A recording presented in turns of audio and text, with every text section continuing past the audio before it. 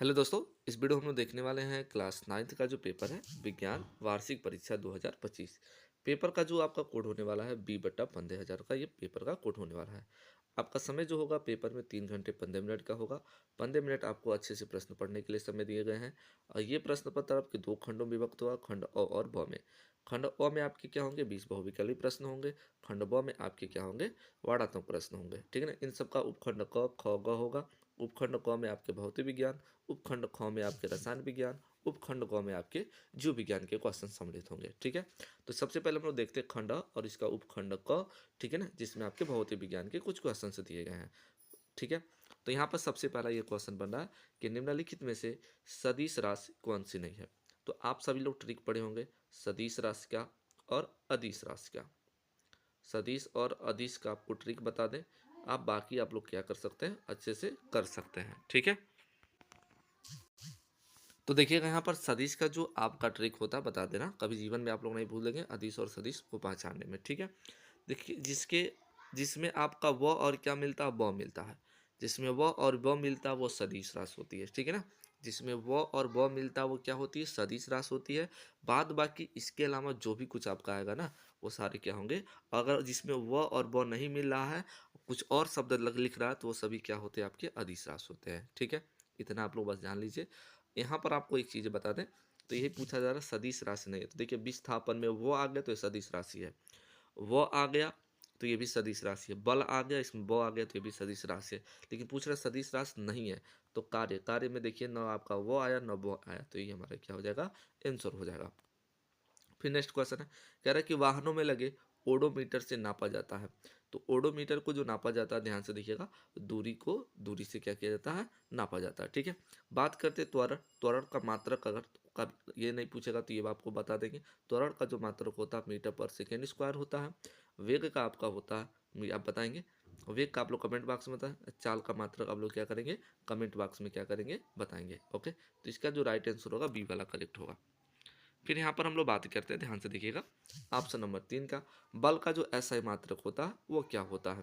तो एसआई मात्रक अगर हम लोग पूरा बात करते हैं, बल का एसआई मात्रक एक आपका क्या होता है, न्यूटन होता है। बल का एसआई मात्रक क्या होता है, न्यूटन होता है। लेकिन न्यूटन तो आपका ऑप्शन में है नहीं, तब क्या होगा। अच्छा, एक और बात कर लेते हैं, अगर सीजीएस पद्धति में पूछता तो क्या होता है, डाइन होता है। ये चीज़ आप लोग पढ़ के रखें, ये भी चीज़ आपको पता है। लेकिन यहाँ पर आप ध्यान से देखिएगा, एक और आपका पूछा है, तो यफ बराबर हम लोग फार्मूला जानते हैं। ध्यान से देखिएगा कैसे निकाला जाता है मात्रक। तो बल यफ बराबर आपका जो होता है यम गुणे क्या होता है, ए। तो द्रव्यमान का जो मात्रक आपका होता है वो किग्रा होता है। क्या होता है, किग्रा। किग्रा होता है। और तो ए का मतलब हो गया त्वरण। त्वरण का जो मात्रक होता है अभी आपको बताएं, मीटर प्रति सेकेंड स्क्वायर होता है। क्या होता है, सेकेंड स्क्वायर। तो आपका हो जाए किग्रा मीटर प्रति सेकेंड स्क्वायर। तो ऑप्शन नंबर सी में ये क्या लिखा है, लिखा गया है, तो ये हमारे क्या हो जाएगा, करेक्ट हो जाएगा। नेक्स्ट क्वेश्चन यहाँ पर देख सकते हैं, कह रहा है कि यम द्रव्यमान वाले पिंड का वेग भी है तो संवेग क्या होगा। तो देखिए संवेग जो होता है पी बराबर क्या होता है, एम भी होता है। तो सी वाला ऑप्शन क्या हो जाएगा, करेक्ट हो जाएगा। नेक्स्ट क्वेश्चन हम लोग देखते हैं, और जिन लोग दोस्त चैनल पर पहली बार आए, चैनल को सब्सक्राइब करके बेल आइकन प्रेस कर लीजिए, ताकि आपको जैसे नेक्स्ट वीडियो अपलोड करूँ आप तक सबसे पहले नोटिफिकेशन पहुँचे। ओके।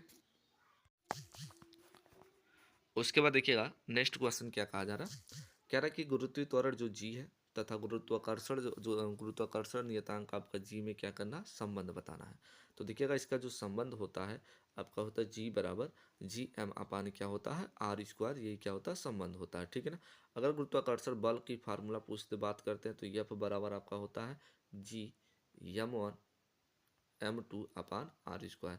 तो दूसरे कोड वाले बच्चे भी इस पेपर को अच्छे से क्या करें, देख लें। पेपर में इसके जगह पे ये आप लोग का पूछा जा सकता है। ठीक है ना। तो इससे रिलेटेड क्वेश्चन जो है मैं बता दे रहा हूँ। ओके। फिर यहाँ पर नेक्स्ट क्वेश्चन है, कह रहा है कि ऋणात्मक कार्य के लिए बल तथा विस्थापन के बीच जो आपका कोण होता है वो कितना डिग्री होता है। तो ऋणात्मक कार्य के लिए बल तथा विस्थापन के बीच जो आपका कोण होता है वो कितना होता है, आपका 180 डिग्री होता है। इसको आप लोग याद कर लीजिए। ओके।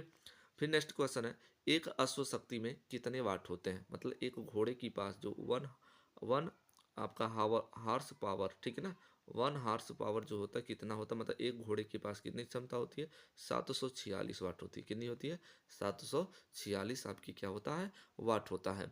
तो इसका जो राइट आंसर हो जाएगा ऑप्शन नंबर कितना हो जाएगा, सी वाला करेक्ट हो जाएगा। तो ये टोटल आपके हो गए। सात फिजिक्स के क्वेश्चन। अब यहाँ से स्टार्ट होता है आपका उपखंड ख, जो आपके होंगे इसमें से रसायन विज्ञान के क्वेश्चन। ओके, कह रहा है कि जिस ताप पर द्रव का वाष्प दाब वायुमंडलीय दाब के बराबर हो जाता है तो उस ताप को क्या कहा जाता है। तो देखिएगा, उस ताप को हम लोग क्रांतिक ताप कहते हैं। क्या कहते हैं? क्रांतिक ताप कहते हैं।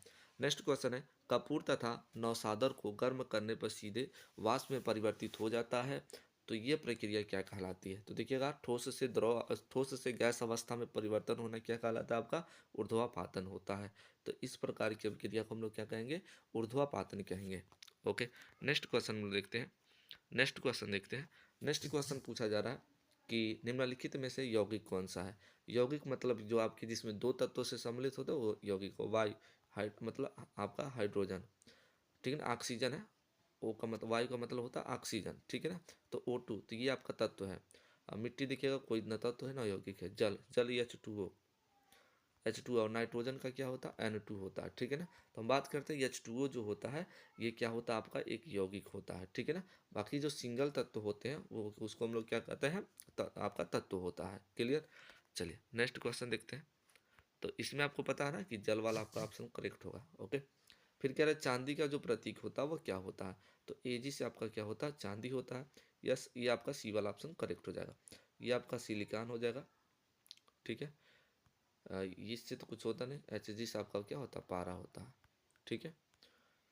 नेक्स्ट क्वेश्चन कह रहा है, और ध्यान से देखिएगा, कह रहा है एक तत्व का परमाणु क्रमांक क्या दिया है? 13, मतलब परमाणु क्रमांक दिया है। ध्यान से देखिएगा, इसको हम लोग जेड से दर्शाते हैं 13। और इसमें न्यूट्रॉन आपका है, ध्यान से देखिएगा, 14 है। तो पूछ रहा है न्यूट्रॉन n दिया है 14, तो इसका परमाणु भार कितना होगा, मतलब ए एटॉमिक मास पूछा। ए बराबर होता है Z+N, ठीक है ना। इसको हम लोग क्या करते हैं? जोड़ लेते हैं। 13 और 14 जोड़ लेंगे तो टोटल कितना हो जाएगा? 27 हो जाएगा। तो इसको जोड़ लेंगे तो कितना हो जाएगा? 27। तो यही हमारा क्या हो जाएगा? करेक्ट हो जाएगा, ठीक है। उसके बाद पूछा जा रहा है, ध्यान से देखिएगा, परमाणु क्रमांक 20 वाले तत्वों का इलेक्ट्रॉनिक विन्यास क्या होगा, ठीक है ना।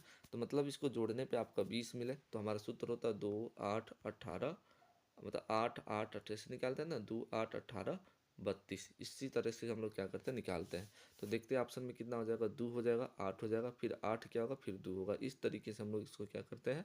तोड़ते हैं। तो ऑप्शन नंबर डी हमारा क्या हो जाएगा? करेक्ट हो जाएगा। नेक्स्ट क्वेश्चन देखते हैं। और जिन लोग अभी चैनल को सब्सक्राइब नहीं किए हैं कर लो, और अपने दोस्तों के साथ भी आप लोग शेयर कर लीजिए, तो ठीक, शेयर कर दीजिए वीडियो को। ओके, और जिन लोग लाइक नहीं किए हैं एक प्यारा सा लाइक कर दीजिए और प्यारा सा कमेंट कर दीजिए। ओके, तो चलिए हम लोग नेक्स्ट वीडियो देखते हैं, नेक्स्ट क्वेश्चन देखते हैं हम लोग।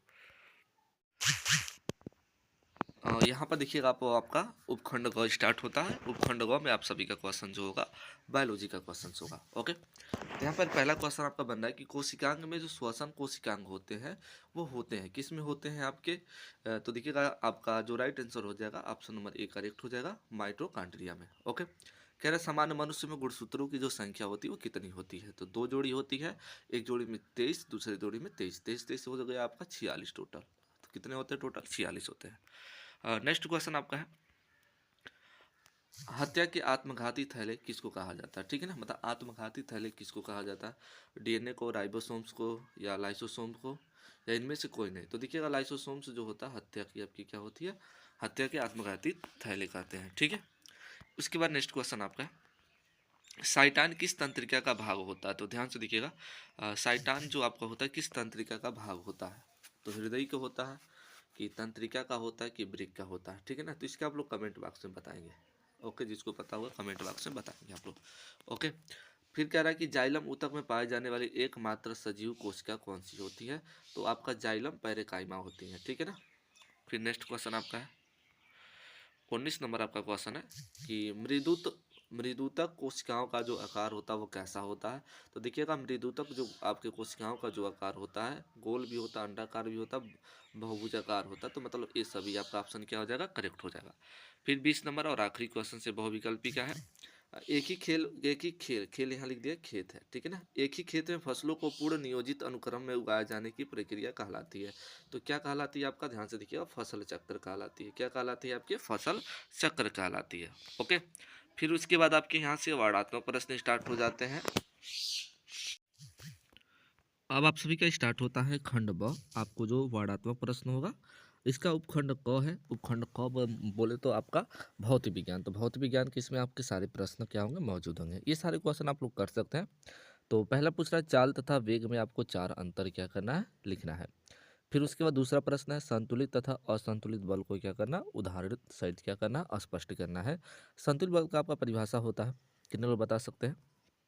यदि दो या दो से अधिक बल एक साथ कार्य कर रहे हों और उनका परिणामी बल क्या होता है, शून्य होता है, तो वहाँ पर आपका क्या होता है, संतुलित बल होता है। ठीक है, उदाहरण में बात कर सकते हैं कि अगर एक मैच को क्या कर रहे हैं, चार लोग क्या कर रहे हैं, आपस में दोनों तरफ क्या कर रहे हैं, खींच रहे हैं, तो उसका कोई मतलब जो मेज होता है अपनी जगह से हिलता नहीं है, तो उसको हम लोग क्या कहेंगे, संतुलित बल कहेंगे। ठीक है।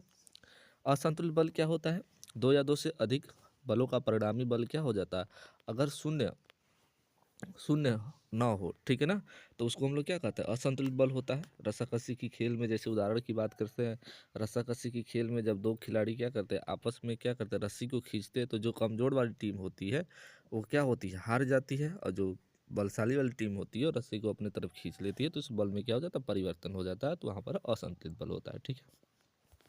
उसके बाद बात करते हैं अनुप्रस्थ तथा अनुदैर्ध्य तरंगों के 4 अंतर बताइए। आर्किमिडीज का क्या बताना है आपको, सिद्धांत बताना। अथवा में आपका दिया है, या तो इसको आप लोग कर सकते हैं।